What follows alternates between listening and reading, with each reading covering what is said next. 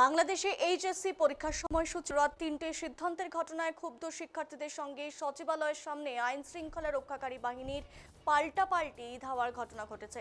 মঙ্গলবার বিকেল ৪:১০ দিকে এই ঘটনা ঘটে। এই সময় পুলিশ পরিস্থিতি নিয়ন্ত্রণে সাউন্ড গ্রেনেড এবং টিয়ার সেল ছোড়ে।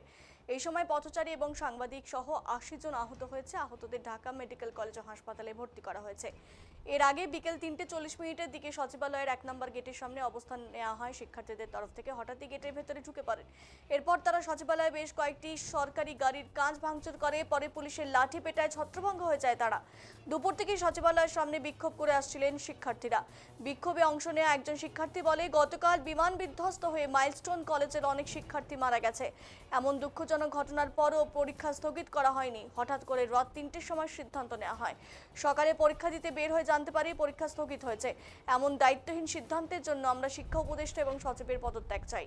অবশেষে শিক্ষার্থীদের দাবির মুখে শিক্ষা মন্ত্রণালয়ের জ্যেষ্ঠ সচিব সিদ্দিক জোয়াবেরকে প্রত্যাহার করেছে অন্তর্বর্তী সরকার।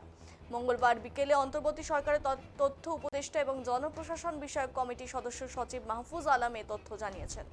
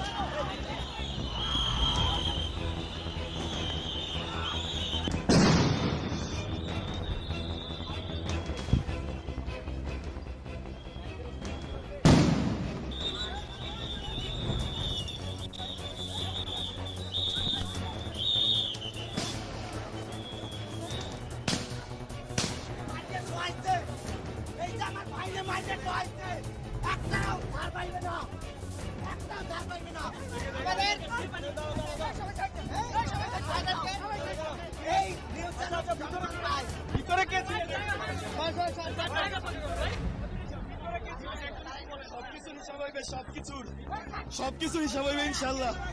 ইনশাল্লাহ ভিতরে গুলি করছে নাকি জানি না, গুলির আওয়াজ পাইছি, হয়তো সাউন্ড গ্রেনেড হইতে পারে, আমি শিওর জানি না। এরপর সব পুলিশ আর আর্মি মিলে একসাথে মারামারি শুরু করছে।